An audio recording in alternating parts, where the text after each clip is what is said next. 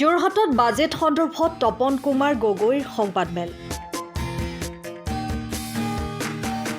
এইবাৰ বাজেটে আশাৰ বতৰা কঢ়িয়াই আনিব অসমলৈ। এখন প্ৰগতিশীল অসম গঢ়াত গুৰুত্বপূৰ্ণ ভূমিকা গ্ৰহণ কৰিব এইবাৰ বাজেটে।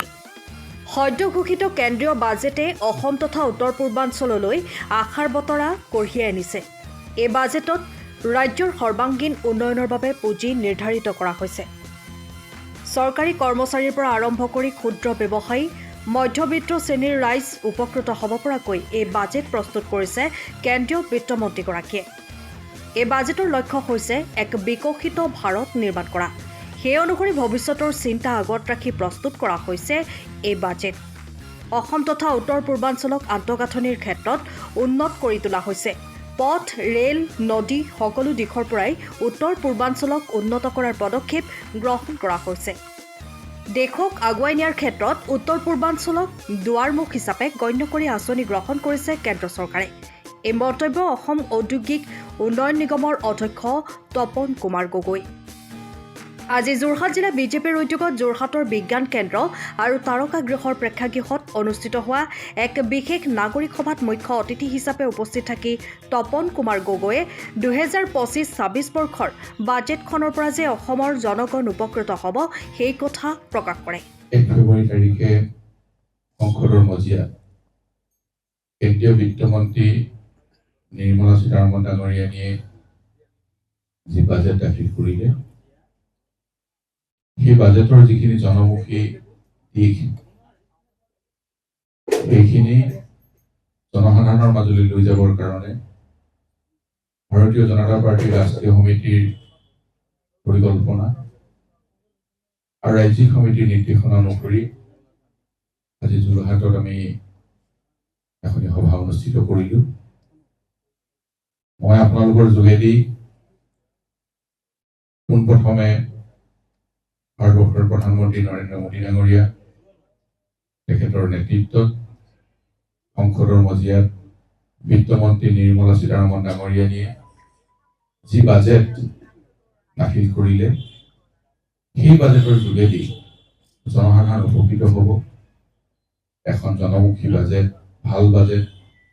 মই তাৰ বাবে প্ৰধানমন্ত্ৰী ডাঙৰীয়াক ধন্যবাদ জনাইছো আৰু বিত্তমন্ত্ৰী ডাঙৰীয়ানীকো ধন্যবাদ জনাইছো। ইয়াৰ পিছতে অসমৰ বাজেটো আহি আছে। অসমখনক ভাৰতবৰ্ষৰ 5খন ৰাজ্যৰ ভিতৰত আনিবৰ কাৰণে মুখ্যমন্ত্ৰী মহোদয়ে ৰাতি দিন একাকাৰ কৰি কাম কৰি আছে। আমি সকলোৱে সহযোগিতাৰে অসমখনক আগুৱাই নিব লাগিব।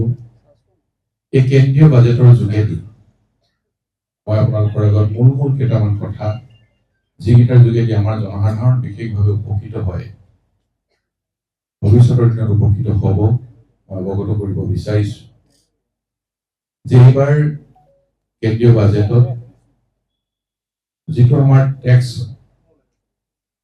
যিসকল লোকৰ বছৰেকত ইনকম 12 লাখ টকালৈকে হ'ব, 12 লাখ টকালৈকে ইনকম হোৱা কোনো লোকে এবাৰ টেক্সৰ আওতালৈ নাহে, অৰ্থাৎ টেক্স ফ্ৰী হ'ব। 12 লাখৰ ওপৰত ইনকম হ'লে তেওঁলোকে টেক্স দিব লাগিব, কিন্তু 12 লাখ টকালৈকে টেক্স দিব নালাগে। এইটো এটা সুদূৰপ্ৰসাৰী প্ৰভাৱ পেলাব, বিশেষকৈ মধ্যবিত্ত, নিম্ন মধ্যবিত্ত, আজি চাকৰিয়ালসকল, যিসকল চাকৰিয়ালৰ আজি বছৰেকত 12 লাখ টকা ইনকম নহয়, তেওঁলোকো ইয়াৰ ভিতৰত পৰিব, তেওঁলোকো টেক্স দিব নালাগে। এনেধৰণৰ জনমুখী চিন্তাৰে এইবাৰ নিৰ্মলা সীতাৰমণ ডাঙৰীয়ানীয়ে এই বাজেট প্ৰস্তুত কৰিছে। আমি তাৰ পৰা লাভান্বিত হৈছো, আমি উপকৃত হৈছো, আমাৰ জনসাধাৰণ তাৰ পৰা উপকৃত হ'ব। মই আপোনালোকৰ আগত এই কথাটো অৱগত কৰিলো। আৰু বিশেষকৈ 4টা পিলাৰৰ কথা কোৱা হৈছে এইবাৰ বাজেটত। এই 4টা পিলাৰৰ মূল উদ্দেশ্য কৰি বিকশিত ভাৰত, অৰ্থাৎ 2047 চন, ভাৰতবৰ্ষৰ আমি স্বাধীন হৈছিলো 1947 চনত। 2047 চনত 100টা বছৰ সম্পূৰ্ণ হ'ব। 2047ৰ পৰিকল্পনাৰে বিকশিত ভাৰত, ভাৰতবৰ্ষখনক আগুৱাই নিবৰ কাৰণে প্ৰধানমন্ত্ৰী ডাঙৰীয়াৰ যি সপোন আছে, যি চিন্তা আছে, এই বাজেটত তাক প্ৰতিফলন ঘটোৱা হৈছে।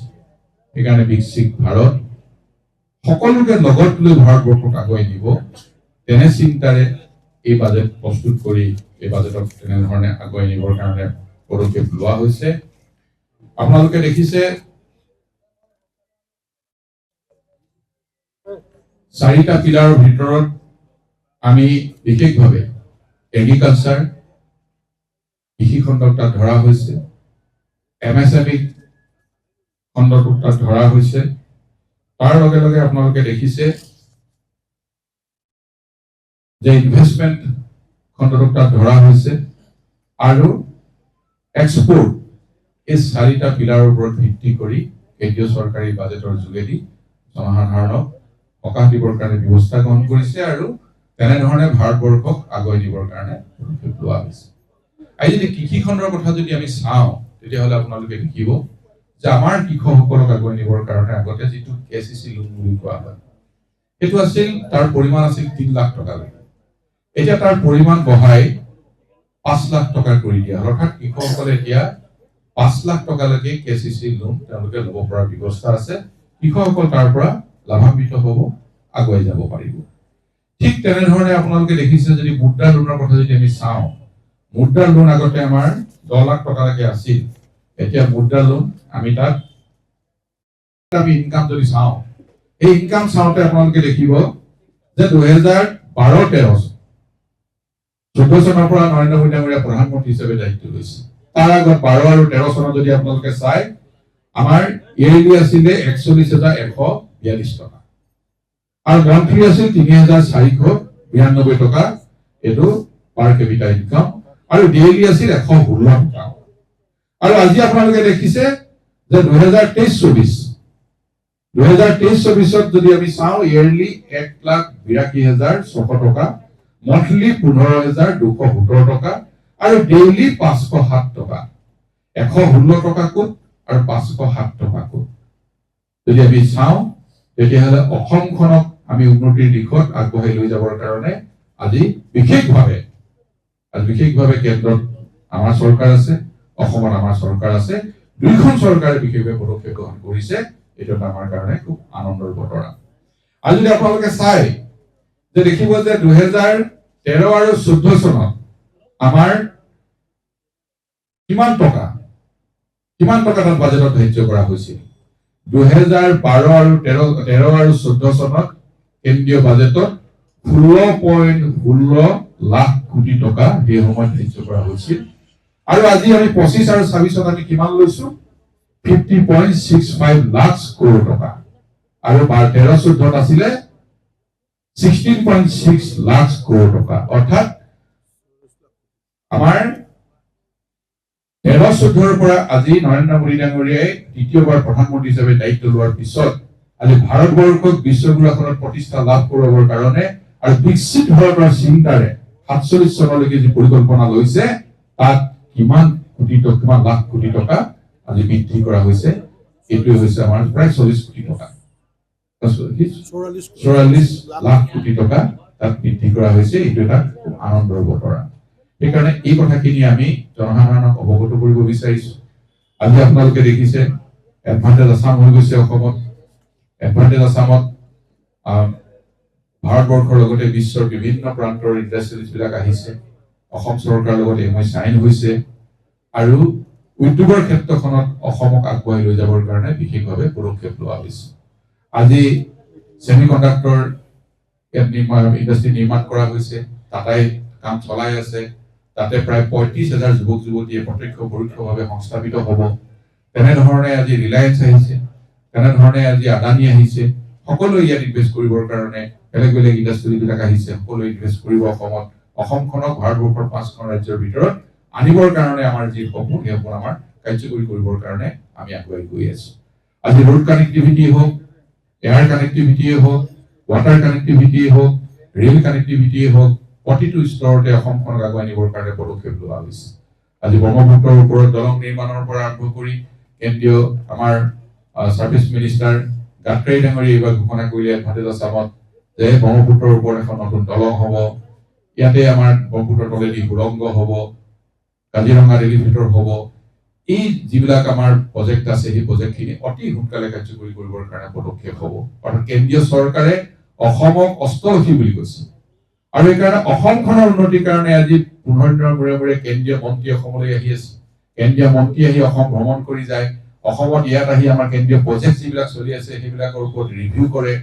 ঠিক তেনেধৰণে কেন্দ্ৰীয় প্ৰজেক্ট যিবিলাক ৰৈ আছে সেইবিলাক যাতে খৰতকীয়া হয় তাৰ কাৰণে বাজেটত যিবিলাক ধাৰ্য কৰা হৈছে সেইবিলাক যাতে কোনো কাৰণতে ৰৈ নাথাকে এইখিনি পদক্ষেপ লোৱা হৈছে। এই কথাবিলাক আমি জনসাধাৰণৰ মাজলৈ লৈ যাবৰ কাৰণে প্ৰতিখন জিলা সদৰত আমি এনেধৰণে আমি সভা অনুষ্ঠিত কৰিছো আৰু সভা অনুষ্ঠিত কৰি সংবাদমেলৰ যোগেদি আপোনালোকৰ যোগেদি আমি জনসাধাৰণক এই কথাখিনি অৱগত কৰিব বিচাৰিছো। আমাৰ দৃঢ় বিশ্বাস যে এইবাৰ নিৰ্মলা সীতাৰমণ ডাঙৰীয়াই যিখন বাজেট দাখিল কৰিলে এই বাজেটে জনসাধাৰণক সকাহ দিছে। এখন জনমুখী বাজেট আৰু এই বাজেটৰ পৰা ৰাইজ উপকৃত হ'ব, আমি সকলো উপকৃত হ'ম।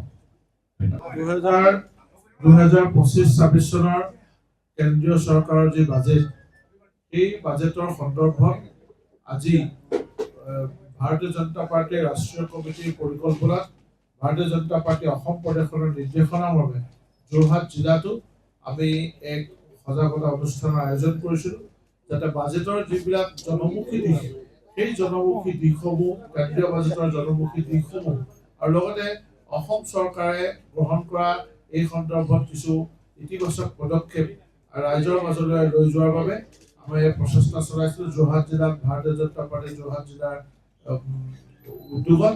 আৰু আজি এই অনুষ্ঠানত ইয়াৰ আগতে এখন আমাৰ নাগৰিক সভা অনুষ্ঠিত হৈছিলে ৰাজহুৱা সভা। উক্ত সভা বিভিন্ন উদ্যোগ আৰু বাণিজ্য বিষয়ৰ প্ৰতিষ্ঠান আৰু সামাজিক অনুষ্ঠানৰ প্ৰতিনিধিসকলৰ লগতে কিছু বুদ্ধিজীৱী আৰু বিশিষ্ট ব্যক্তি অংশগ্ৰহণ কৰিছিলে। আৰু এই অনুষ্ঠানত মুখ্য বক্তা হিচাপে ভাষণ প্ৰদান কৰিছিলে অসম চৰকাৰৰ প্ৰাক্তন মন্ত্ৰী প্ৰাক্তন সাংসদ তথা অসম ঔদ্যোগিক উন্নয়ন নিগমৰ অধ্যক্ষ শ্ৰীযুত তপন কুমাৰ গগৈ ডাঙৰীয়া। লগতে বিশিষ্ট উদ্যোগী অসম গৌৰৱ আকাশজ্যোতি গগৈ ডাঙৰীয়াও এই অনুষ্ঠানত উপস্থিত আছিলে। আৰু এতিয়া আমাৰ সংবাদ মাধ্যমৰ বন্ধুসকলক উদ্দেশ্যি শ্ৰীযুত তপন কুমাৰ গগৈ ডাঙৰীয়াই তেখেতৰ বক্তব্য এই বাজেটৰ সন্দৰ্ভত ৰাখিব আৰু সম্পূৰ্ণভাৱে আজিৰ এই যিটো সংবাদমেল সেয়া কেন্দ্ৰীয় বাজেট 2025-26 ওপৰত ভিত্তি কৰি আয়োজন কৰা হৈছে। সময়ৰ খবৰ সময়ত পাবলৈ ফ'ল' কৰক টাইম অফ আছাম।